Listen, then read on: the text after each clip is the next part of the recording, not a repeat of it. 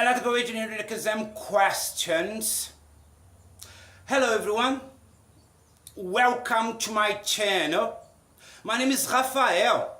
I am an electrical engineer, linguist, and bilingual teacher of mathematics and physics from Brazil. And in this video, I would like to invite you to a debate about current, voltage, and power calculation in three-phase circuits.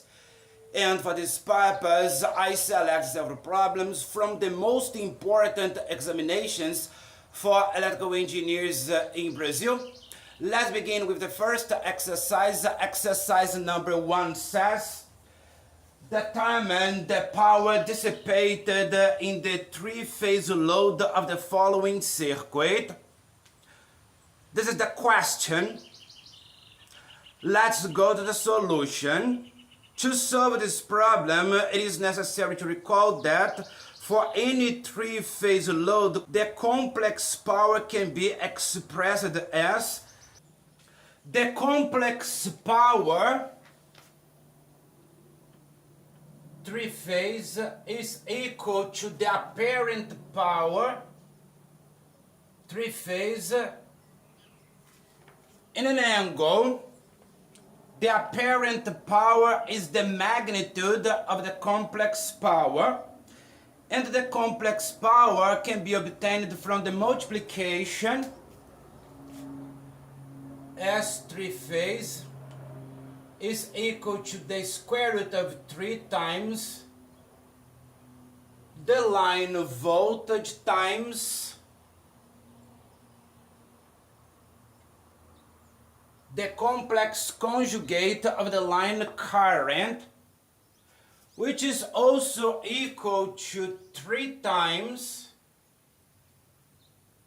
the phase voltage times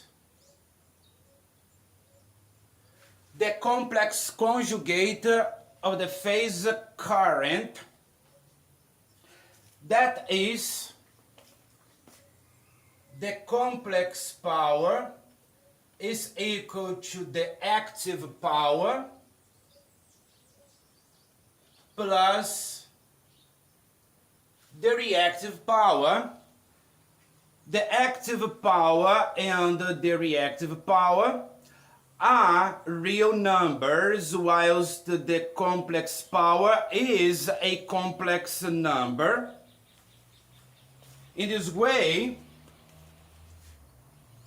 P three-phase is equal to the apparent power three-phase times the cosine of the angle, and the reactive power three-phase is equal to the apparent power three-phase times the sine of the same angle.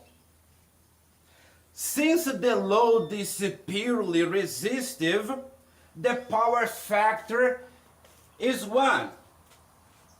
The power factor is 1, which means that the cosine of the angle is 1 and the sine of the angle is 0.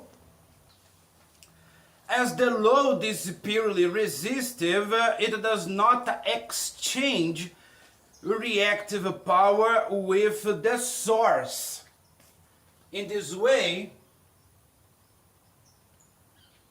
the reactive power is 0 and the active power is equal to the apparent power.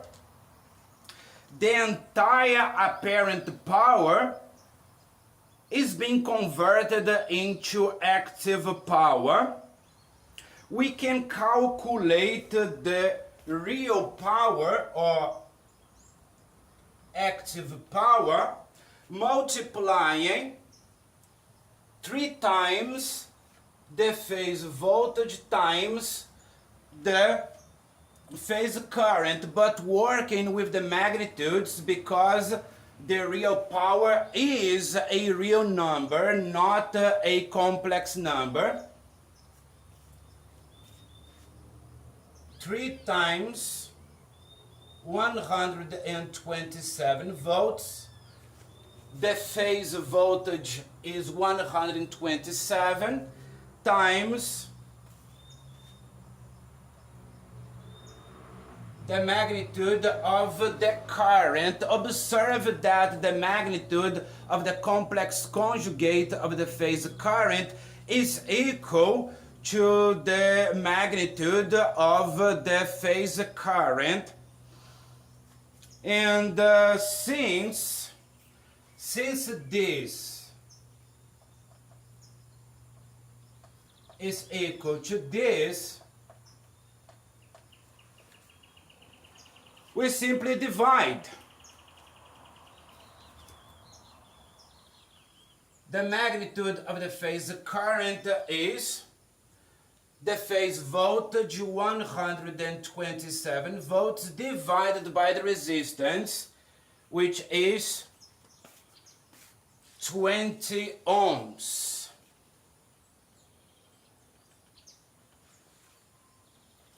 And this is equal to 6.35 amps.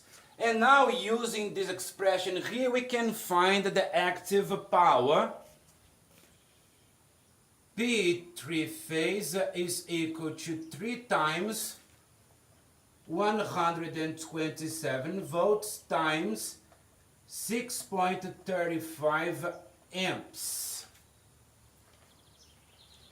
And we find, therefore, P three-phase equal to 2.42 kilowatts.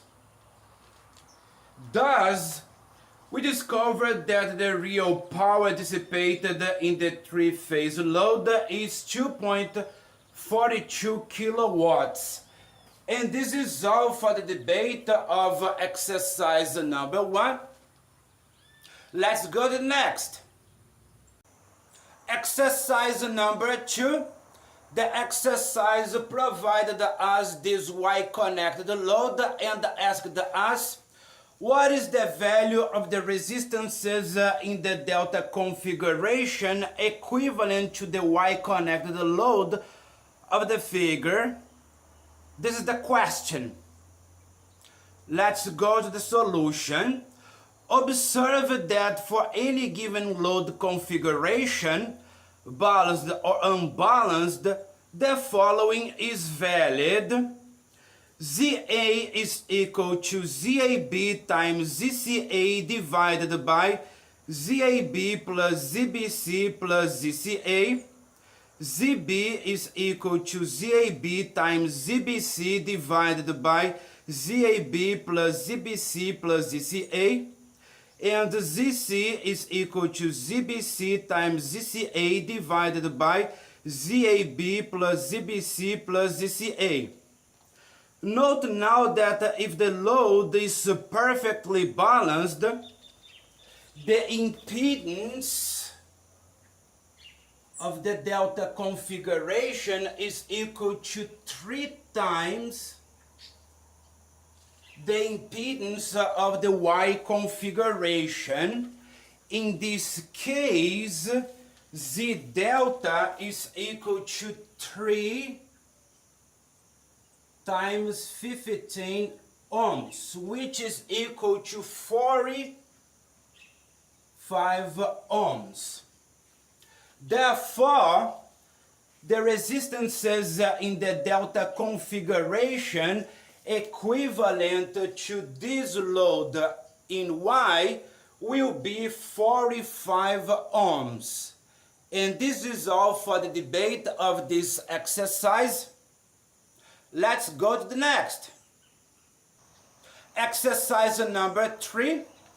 A balanced three-phase load is connected in delta and supplied by a symmetrical three-phase source with a line voltage of 200 volts RMS.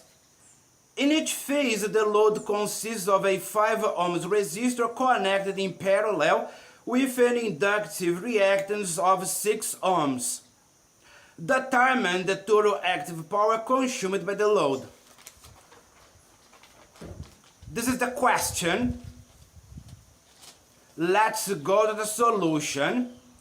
Observe that for the delta connected load, line voltages are equal to phase voltages. That is, for the delta, the phase voltage is equal to the line voltage, and in this case it is 200 volts. Also remember that only resistors consume active power, whilst the reactances exchange reactive power with the source. Because the resistor and the reactance are in parallel, both elements are subjected to the same phase voltage. That is, the resistor is directly connected across the source voltage. Therefore, the voltage across the resistor is exactly 200 volts independent of the reactance. Since the voltage across the resistor is known, the active power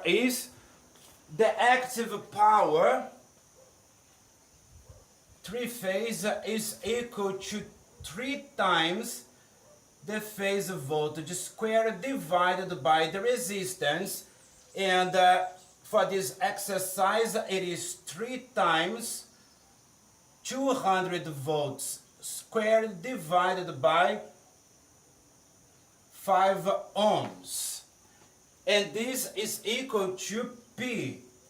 3-phase is equal to 24 kilowatts. The total average active power consumed by the load is 24 kilowatts.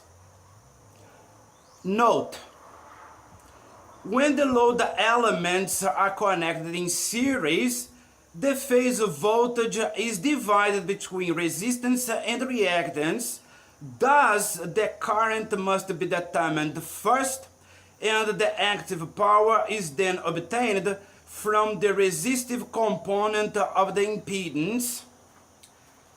And this is all for the debate of this exercise. Let's go to the next. Exercise number 4.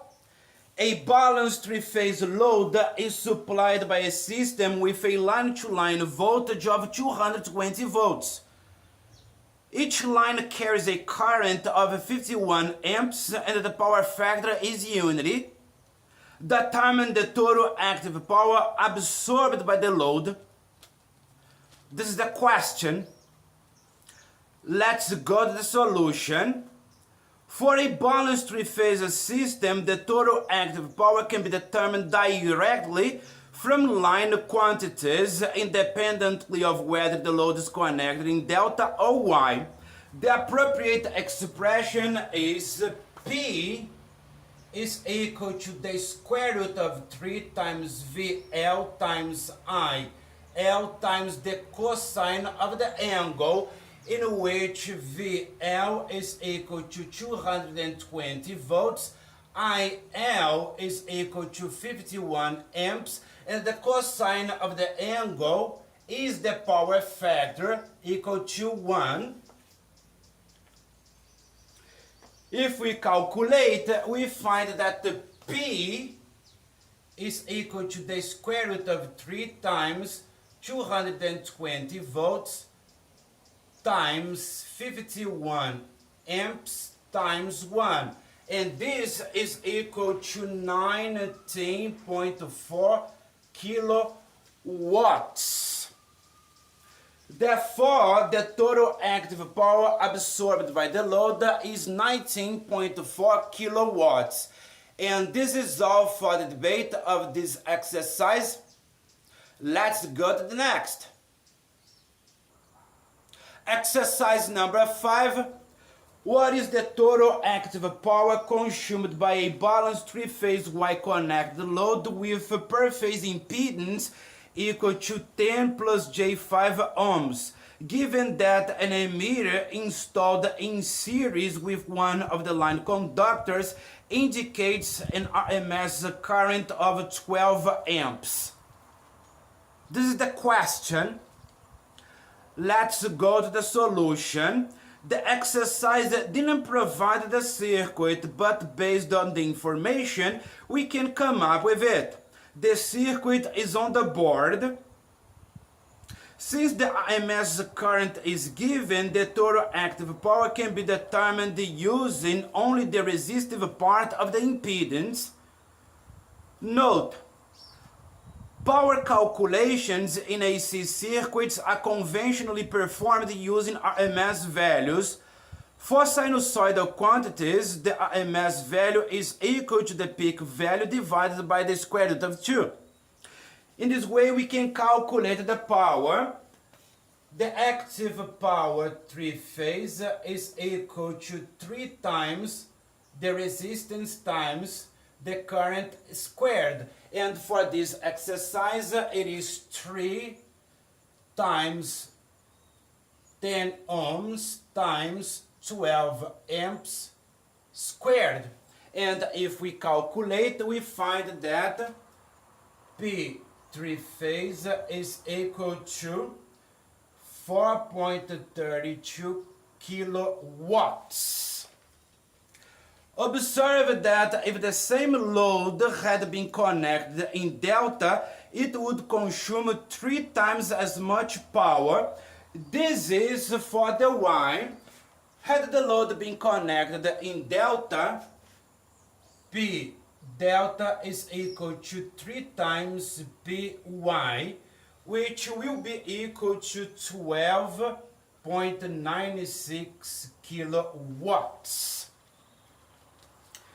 In the delta connection, each phase is subjected to the full line voltage rather than VL divided by the square root of 3 as in the Y connection.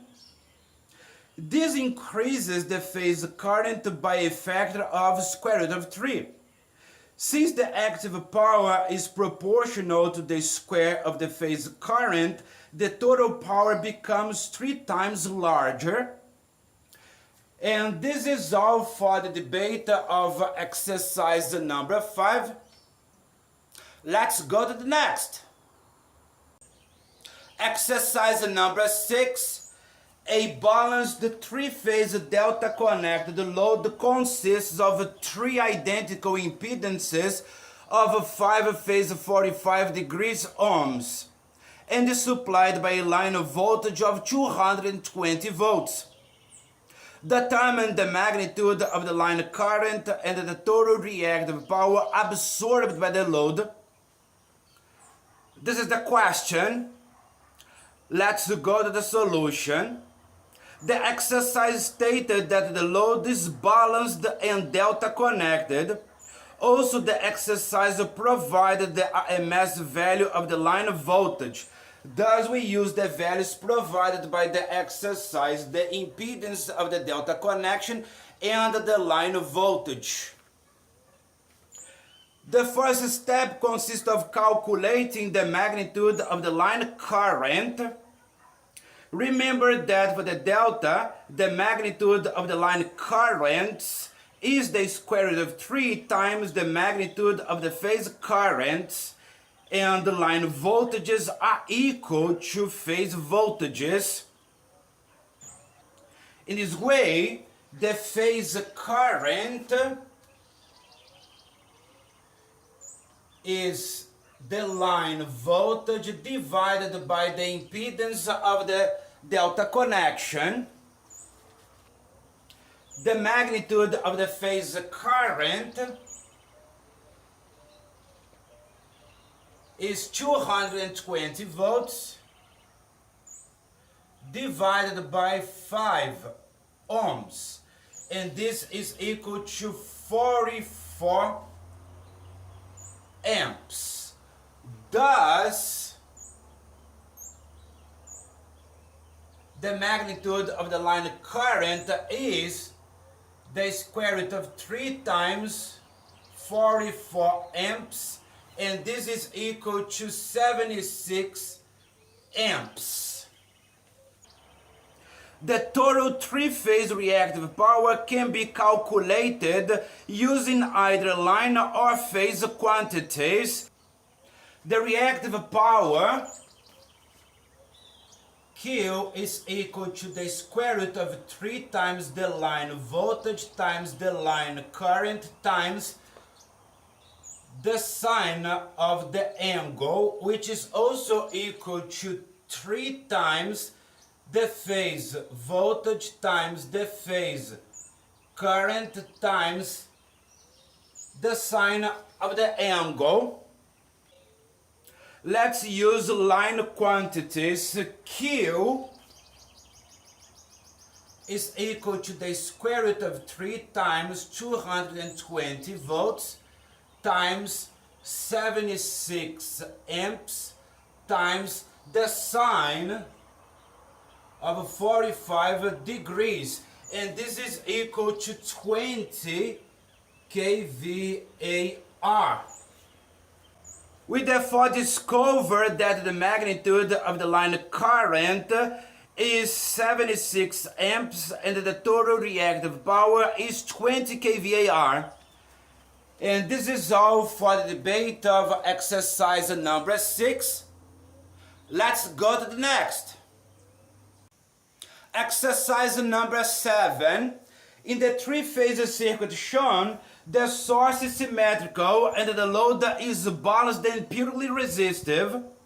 Both the source and the load are delta connected.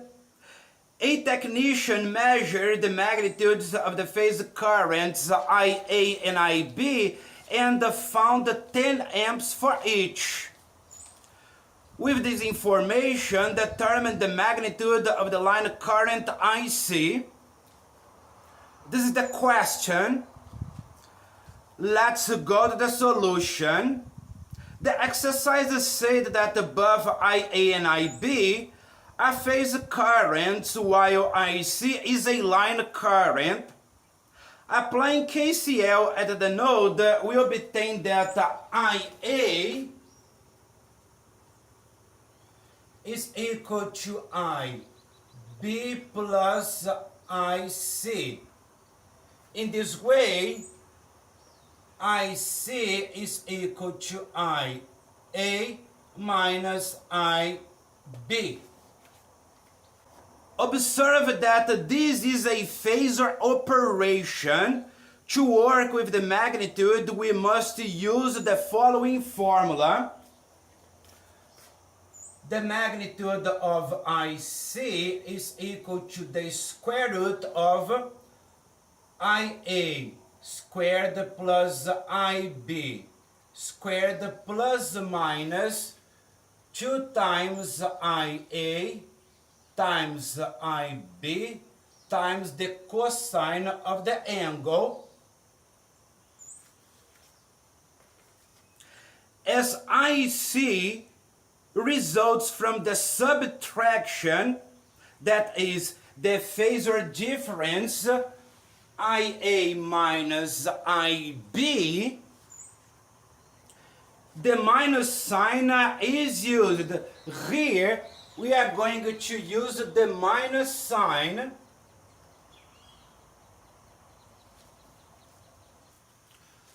For a balanced three-phase system, the angle is 120 degrees. And the magnitude of IA is equal to the magnitude of IB, which is equal to 10 amps. Substituting the values, the magnitude of IC is equal to the square root of 10 squared plus 10 squared minus 2 times 10 times 10 times the cosine of 120 degrees. Continuing, the magnitude of IC is equal to the square root of 100 plus 100 minus 200 times negative 0.5. which is equal to the square root of 300, which is 10 times the square root of 3 amps, or if you prefer, 17.32 amps. With these steps, we reach that the magnitude of the line current IC is 17.32 amps. And this is all for the debate of exercise number 7. Let's go to the next. Exercise number 8. What is the value of the line current I line in the circuit? This is the question. Let's go to the solution. The exercise provided this circuit here and this information and requested from us the value of the line current. One of the possible ways of solving this problem is to convert the delta connected load into a Y connected load. And I drew here on the board for you the converted circuit. As we previously discussed, the impedance of the Y connection is a third of the impedance of the delta connection. As the impedance of the delta connection is 15 ohms, the impedance of the Y connection will be a third of 15 ohms, which is equal to 5 ohms. Now let's consider the Y connected load of the circuit at the bottom of the board. As the load is perfectly balanced, it is possible to calculate the current in the following manner. The magnitude of I line is equal to the magnitude of the voltage divided by the impedance. But the impedance is not only the impedance of the load. We have to consider the impedance of the line as well. 5 ohms plus 5 ohms. And this is equal to 220 volts divided by 10 ohms. Thus, the magnitude of the line current is equal to 22 amps. Since the analysis concerns line currents only, and the delta Y transformation preserves the terminal behavior of the circuit, the line currents remain identical in both magnitude and phase angle for the original delta connected load and its Y equivalent. This is why the Y model can be used to determine the line currents of a delta connected load. Furthermore, as the circuit is purely resistive, the line currents are in phase with the phase voltages at the source. Note, although the line currents are the same in both representations, the phase currents differ. In the Y connection, phase currents are equal to line currents, whereas in the delta connection, phase currents differ in both magnitude and angle, being related to line currents by a 30-degree phase shift and a scaling factor of square root of 3. Thus, I line A is equal to 22 phase 0 degrees amps.